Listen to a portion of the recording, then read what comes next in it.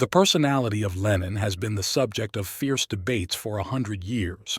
For some, he is a tyrant and dictator who destroyed millions of lives.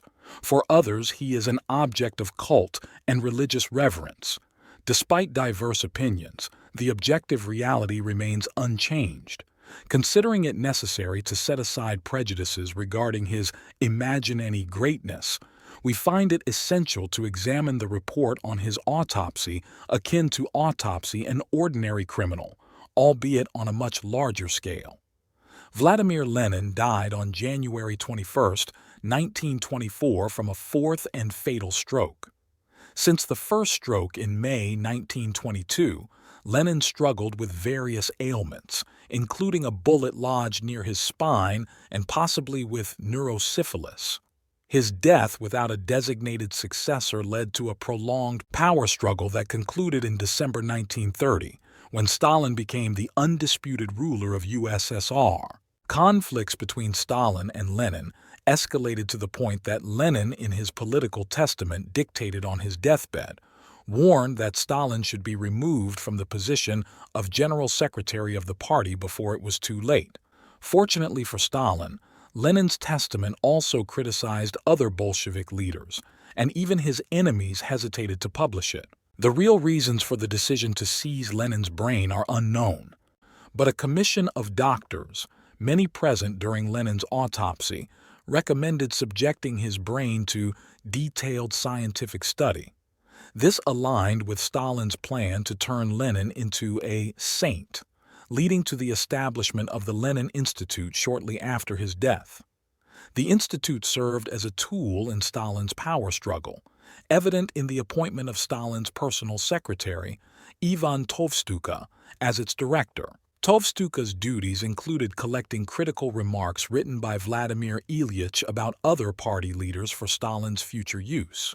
Additionally, he was tasked with preserving Lenin's embalmed body in the mausoleum on Red Square and publishing his works. The Lenin Institute aimed to provide another posthumous honor scientific confirmation of Lenin's genius. The institute housed Lenin's works and related items, including Lenin's brain preserved in a jar of formaldehyde. The story of Lenin's brain research from 1924 to 1936 is detailed in a 63-page secret collection of documents from the Central Committee's Special Archives. In the early years, decisions regarding Lenin's brain were likely made collectively by the Politburo, with Stalin consistently on the majority side. After Stalin fully consolidated power, the matter was delegated to his trusted deputy Molotov, and Lenin's brain was entrusted to his Georgian friend Yanukidze. The document starts 3 months after Lenin's death with the decision to study his brain to prove his genius. Brain analysis is taking place in Berlin, where the only sample of Lenin's brain is being studied by the famous German scientist Oskar Vogt, and in Moscow, where Soviet scientists are increasingly developing their brain institute. To avoid alienating a foreign scientist of Vogt's caliber, the Soviets allow him to remain formally at the head of the research, although he rarely visits Moscow. Attacks on Vogt's authority, resembling Stalin's operations, raise questions about his future role. The final entry in the document is on May 27, 1936, when formal head of state Mikhail Kalinin distributes the report of the acting director of the Brain Institute titled On the Study of Lenin's Brain among Stalin's Comrades and the Politburo for consideration. The text of the document stated that the institute had successfully carried out its plan, presenting indicators confirming the extraordinary nature of Lenin's brain, while suggesting that more convincing evidence could be provided with additional funds and space allocated by the Politburo. Vogt warned about the research in Moscow, indicating that if measures were not taken immediately, the deteriorating brain would be unable to absorb the necessary reagents for analysis. Professor Vogt's warnings likely alarmed Semashko and Tovstuka, who could be accused of undermining the entire research if the further decline of Lenin's brain was allowed. Perhaps they saw outsourcing the project as an easy solution. Nevertheless, As experienced bureaucrats, they must have been aware that the Politburo and Stalin would not hand over Lenin's brain to a foreigner. Indeed, on February 19th, the Politburo met and concluded to reject the proposal to export Lenin's brain abroad for research and instead conduct the study in Moscow. 2 days later, Semashko presented an alternative proposal. Vogt was to return to Germany with a brain slice to determine if it loses its value. This more modest plan was approved by the Politburo on February 21, 1925. Allow Vogt to export and study the brain slice and, in case of favorable results, provide him with additional samples. It's worth noting that Vogt received only this slice throughout the history of the research. 3 months later, on May 22, 1925, the Politburo approved the work plan of the Lenin Institute. They signed a contract with Vogt, assigned Semashko and Tovstika to find a suitable building and equipment, and sought 2 communist doctors to be trained by Vogt in Berlin. Felix Dzerzhinsky, the head of the secret police, was instructed to find a reliable comrade who would be appointed responsible for the storage of Lenin's brain during the work on it. The project's design was set. The prominent Vogt was essentially in charge. The brain had to stay in Moscow, and reliable communist doctors were to be trained by Vogt. Of course, the communist doctor had to know what the party demanded from him. Events unfolded over a year later on January 25, 1926, when the Minister of Health Semashko presented a progress report to the Politburo. He reported that there were no results yet, but Vogt's German assistant was working with samples in Moscow. In close consultation with Vogt, and 2 communist doctors had completed their training with Vogt in Berlin. Expanding its activities, Semashko noted that as many brains needed to be studied for comparative analysis, a scientific institute for brain research in honor of Lenin should be established within his Ministry of Health. On April 28, 1926, Stalin personally ordered the government to allocate 154,480 rubles to the Medical Commission for the study of Lenin's brain under the Ministry of Health. Thus, by the mid-1926, the Soviet Brain Institute was created with Stalin's personal approval. At least 2 communist doctors were trained in Berlin, but the independent German scientist Vogt remained responsible for determining Lenin's genius. Vogt briefed government members in 1927, providing them with a report on his preliminary findings and a plan for further research. For Stalin, long-term management of such a delicate project by a foreign scientist was unacceptable. The danger was that Vogt, the formal head of the Moscow Brain Institute, edited an international scientific journal that indicated his affiliation with both Moscow and Berlin institutes. Such an agreement would be a nightmare for Stalin and Soviet censors. A respected scientific journal beyond Soviet censorship that could pass judgment on Lenin's genius or lack thereof with visible Soviet approval. Vogt had to be restrained without causing an international incident. We can only speculate about the origin of the memorandum report dated January 28, 1928, from Military Commissar Lamkin to Commissar Bubnov of the political administration of the Red Army, but it bears the stamp of Stalin's operation. Stalin usually went after opponents after receiving spontaneous complaints from below, which he himself orchestrated. Nevertheless, obedient Bubnov passed the memorandum to Stalin. Lamkin reports that Vogt's position as the director of the Moscow Brain Institute and his editing of a scientific journal indicating his affiliation with Moscow have drawn attention. Lamkin adds, "Honest discussions are taking place about why we do not use our own neurologist for this case, whose erudition is comparable to Vogt's." He lists them by name, including Dr. Doinikov, a former assistant to Vogt who refused to lead the Brain Institute, claiming he works in another direction. But in fact, He believes that the Vogt school is unable to provide everything that can be done in this area using other experimental sciences. Lamkin's memorandum ends with a warning. Of course, it is true that such conversations are taking place among a narrow circle of specialists, not free from envy towards foreign scientists. Therefore, it is very difficult to determine the real state of affairs, but it is necessary. Stalin possessed considerable patience. Lamkin's report was just the beginning of what could become an orchestrated campaign to remove the disobedient Vogt. At that point, Stalin merely archived Lamkin's report. Vogt remained the formal leader of the Lenin Brain Study Project, protected by his international reputation. However, Stalin gradually handed over the Lenin Project to his closest associates and political operatives. In January 1932, 4 years after Lamkin's report, Stalin assigned the leadership of the project to Molotov.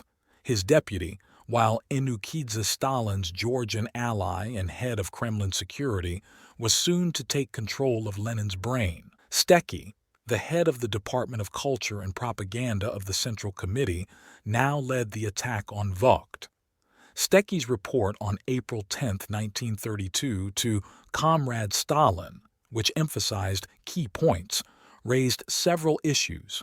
Lenin's brain was in unacceptable security conditions.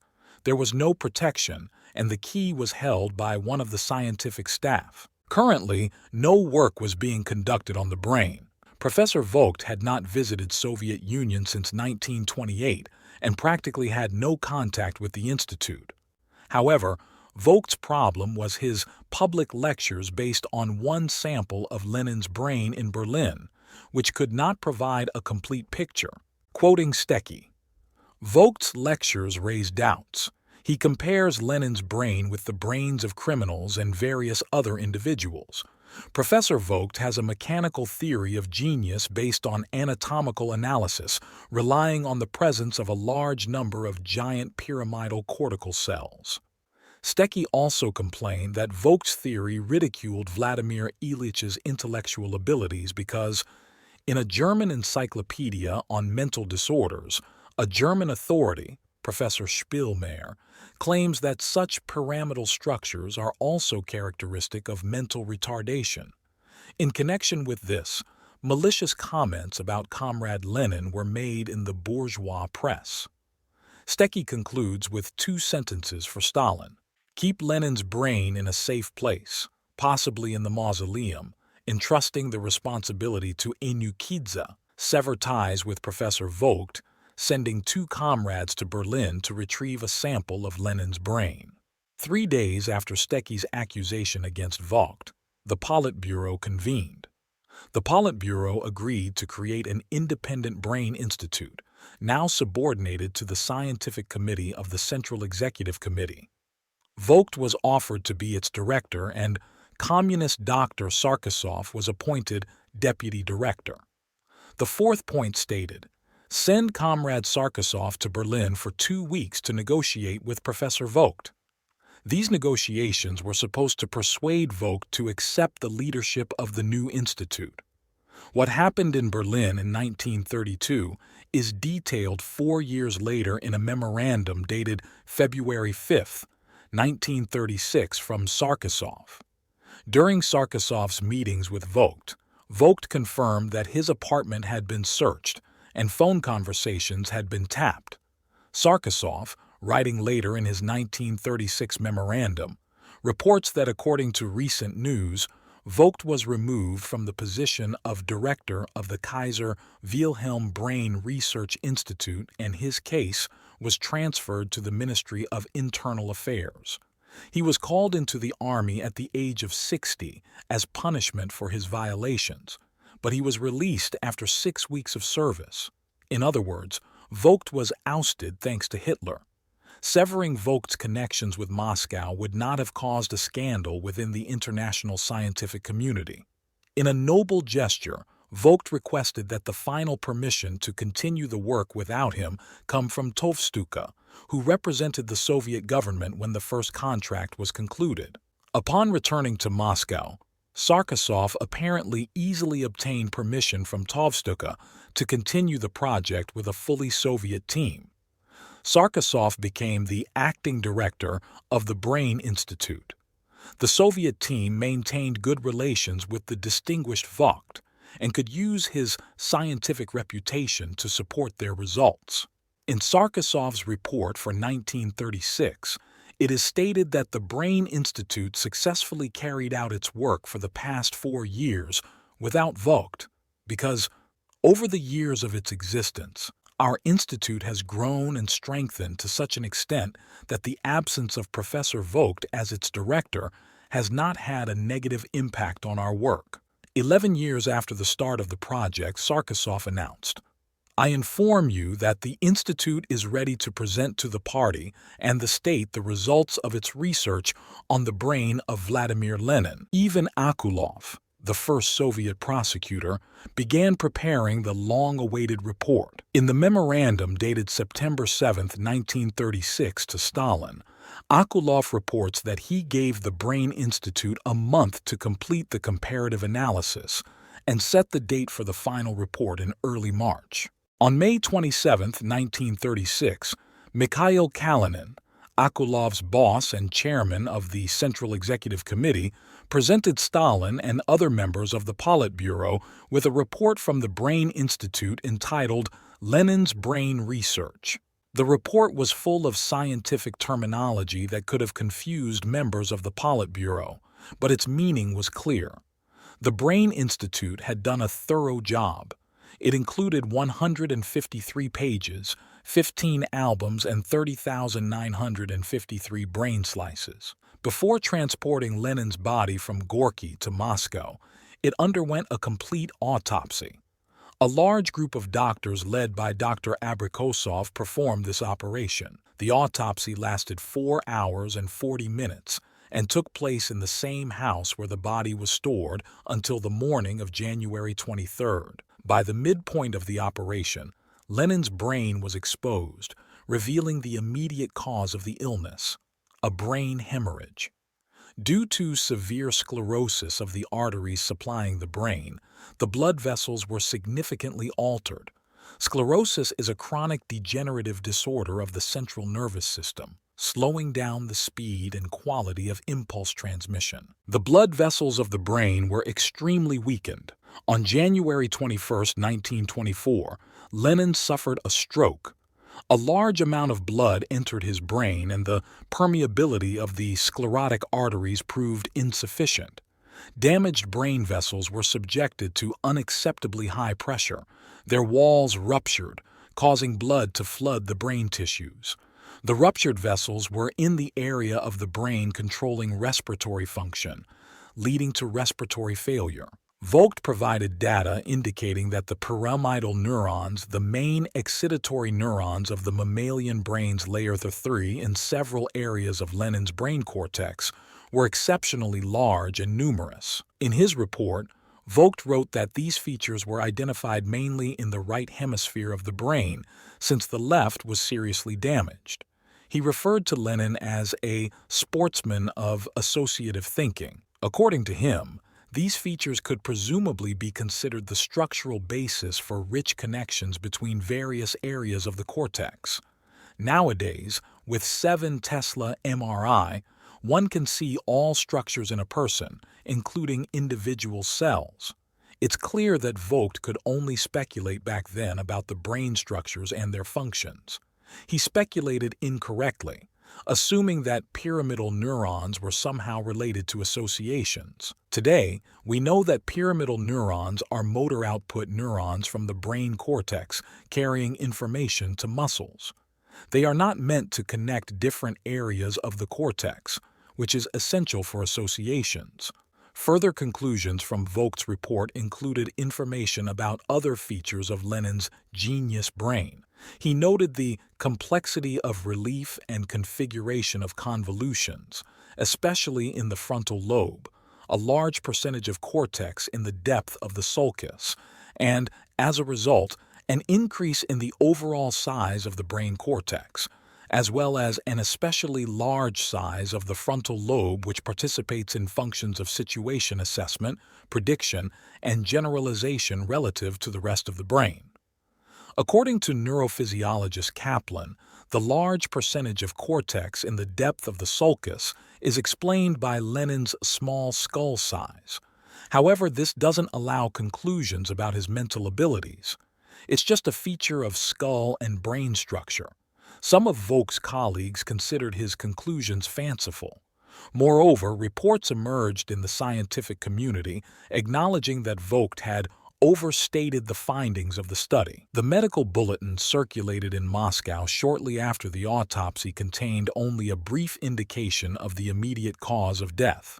A more detailed report emerged 3 days after the autopsy. Reading the official autopsy results published on January 25th, the extraordinarily detailed description of the corpse stands out. Regarding the brain's condition, doctors noted that the symptoms characterizing Lenin's prolonged illness, paralysis, and aphasia resulted from sclerotic changes in cerebral arteries. The report also contained a detailed description of the skin, including scars and other injuries, the heart with its exact dimensions, and information about the stomach, kidneys, and other organs. Walter Duranty, in a newspaper article, pointed out that the report did not make a depressing impression on the citizens of the USSR and considered it another proof of the difference between Eastern and Western perceptions. In the West, the publication of an exceptionally detailed autopsy report would cause horror and disgust, but the Russians look at this subject differently. The deceased leader was the object of such keen interest that the public wanted to know everything about him. Nikolai Valentinov, a publicist who was closely acquainted with Lenin, wrote that the report caused confusion among the non-partisan Moscow intelligentsia of the time. It seems that never before and nowhere in the world have the deceased rulers of the country, kings, royalty, etc., been presented in such a naked, anatomically detailed manner. We knew Lenin as the leader of the revolution, the legislator, the ruler of the country, if you like, the dictator who replaced the dynasty of kings. We can sympathize with him or not. It's a matter of our beliefs. But Lenin is a man the embodiment of ideology, and they disembowel him, turn him inside out, as if suggesting, Lenin is just matter, only an assembly of such and such characteristics and states of the cerebral hemispheres, intestines, abdominal cavity, heart, kidneys, spleen. There is something shocking in this. Valentinov points out that his communist acquaintances paid attention not so much to the detailed nature of the report, but to some information contained therein. Both in the autopsy report and in the published excerpts from the reports of People's Commissar of Health Samashko and Lenin's attending doctors, it is emphasized that Lenin suffered from a very serious sclerosis of the blood vessels of the brain arteries. Even Krupskaya wrote that the autopsy revealed colossal sclerosis. According to doctors' testimonies, arterial calcification had gone so far that during the autopsy, when in contact with a metal instrument, the arteries made a sound similar to bones. The press of that time claimed that due to arterial blockage, blood access to the brain was apparently completely cut off. The lumen inside the arteries was thinner than a hair.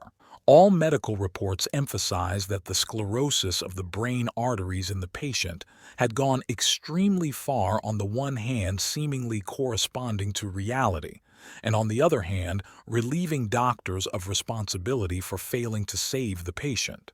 Samashko claimed that Lenin's death was inevitable. The blood vessels and arteries were completely destroyed, and with such brain vessels one cannot live. One of Lenin's attending physicians, Dr. Ottfried Förster, added that the disease developed according to its internal laws, independent of external factors, with ruthless inevitability. Trotsky, in his eulogy, used the same metaphor. The dark laws governing the functioning of blood vessels terminated this life. Thus, doctors were rehabilitated. Besides the reference to the vast laws of nature that led to the end, familiar to Marxists, convincingly explained the leader's fatal illness. Newspaper articles depicted Lenin's illness as a heroic struggle against death, and this image became part of the Leninist myth. Lenin, intending to defeat the disease, used the power of his will, as one Petrograd journalist wrote, and the leader would have achieved his goal if not for a cruel attack that took him to the grave. Lenin suffered defeat because his opponent Death was armed to the teeth while he was unarmed and vulnerable. His blood vessels, inadequately nourished, lost strength. So a single cruel blow, the paralysis that occurred in January 1923, was enough, and even Lenin's genius proved unable to resist it. Newspapers strongly conveyed the idea that anyone else would have succumbed to the formidable enemy much earlier. Semashko pointed out that a significant part of the leader's brain was destroyed, yet Lenin retained the ability to read newspapers, be interested in politics and hunting. The doctors who performed the autopsy were also amazed by this. Patients suffering from such deep sclerosis, they claimed, usually become incapable of any mental efforts. This demonstrated the remarkable power of the leader's intellect. Only Ilyich could fight death like this and maintain clarity of thought, energy, and interest in the remnants of the brain. In reality, the press reporting in 1923 that Lenin continued to read newspapers and go hunting resorted to gross exaggerations. He spoke almost not at all, uttered only a few words, could not read, and hunting expeditions were limited to taking Lenin out of the house and seating him in some other means of transport. The autopsy results proved that the reports on the patient's condition published in 1923 were false, or Lenin's powers exceeded the natural limits. Admiring Lenin's resilience, Semashko took it upon himself to explain the cause of his illness. As the first factor, Semashko mentioned heredity. Vladimir Ilyich's father died early at the age of 54 from arteriosclerosis. Lenin's mother also suffered from sclerosis but lived to a ripe old age. However, Semashko claimed that not hereditary but acquired properties of the organism played the predominant role. It was precisely the brain that suffered from sclerosis, the organ that Lenin subjected to the most labor and stress overload. The disease usually affects the most vulnerable organ. Semashko even cited the corresponding Latin term locus minoris resistentia. Thus, the Minister of Health concluded, Lenin's body autopsy showed that his inhuman mental work life in constant excitement and continuous anxiety led our leader to premature death. Dr. Rozanov, Lenin's former attending physician after the attempt on his life in 1918, wrote, "Undoubtedly, the death of Vladimir Ilyich was exclusively caused by the fact that he gave all his strength to serve the interests of the working people." Semashko expressed a similar sentiment in his article, stating, "Our dear leader died because he did not spare his strength, hurried, knew no rest in work.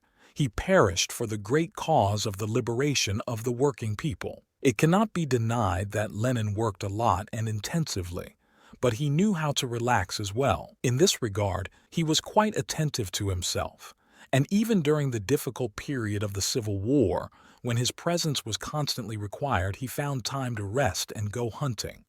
The claim that Lenin never rested became part of the mythology of his cult and was meant to demonstrate his endless dedication to humanity and an unrestricted ability to patronize people. Medical reports stating that Lenin died for the revolution depict him as a saintly ruler who, for the sake of his people, gave up a long life. His death became a consequence of his diligence in the position of the ruler of USSR. During mourning days, the press emphasized the sacrificial nature of his demise, calling him a great sufferer. Lenin's main symbolism became his body exhibited in the mausoleum. Thus, a popular worship of the deceased leader whose body turned into a holy relic became a common practice. The idea of Lenin's canonization was partly inspired by the thousands of people who, despite the bitter cold, waited for hours to venerate his remains. They resembled believers in old Russia, who gathered in crowds at the burial places of those they considered saints. However, just as in the past, the power to canonize a saint was exclusively held by church authorities. After Lenin's death, not pilgrims but the Commission for the Organization of Funerals declared the leader's body a relic. So what did the doctors who, after Lenin's death, extracted his brain affected by neurosyphilis and destroyed by hemorrhage in the quadrigeminal plate, the area in the brain that includes subcortical centers for vision and hearing? C. Was the brain infectious? According to the physician-researcher Valery Novoselov, the author of the book Lenin's Death, Medical Detective, the brain after death posed a serious danger in terms of infecting those around with syphilis. The disease's source in this case, the pale spirochete, was not completely destroyed because the process continued its course. So the likelihood of infectivity of this biological material was very high. If I were dissecting the body of such a patient, I would certainly be very cautious, explains Novoselov. Externally, Lenin's brain was also unique. Here's how Samashko, who was present at the autopsy, described it. Separate branches of arteries supplying particularly important centers for movement and speech in the left hemisphere turned out to be so altered that they resembled not tubes but cords. The walls thickened. The presence of cords is explained by the fact that in neurosyphilis, vascular impermeability is much greater than in atherosclerosis, leading to such an effect. The inflammatory process led to the fact that the vessels became cords. That is, during the autopsy, doctors saw a destroyed brain with cords inside, says Novoselov. Currently, Lenin's brain is located in the Laboratory of Cytoarchitectonics and Brain Evolution under the direction of academician Irina Bogolepova at the Brain Institute, which is now part of the Scientific Center for Neurology. In conclusion, we quote the words of historian and publicist Igor Bunish. In his book, The Gold of the Party, he writes, "When Lenin was autopsied, doctors discovered to their great horror that one hemisphere of Lenin's brain had not worked since birth. The second hemisphere was covered with calcareous formations to such an extent that it was completely incomprehensible how the leader of the world proletariat lived not only in recent years, but in general, since he should have died in childhood. This likely raises an important question for researchers about the role of brain in the ability to think and function in the body, about the connection between the brain and consciousness.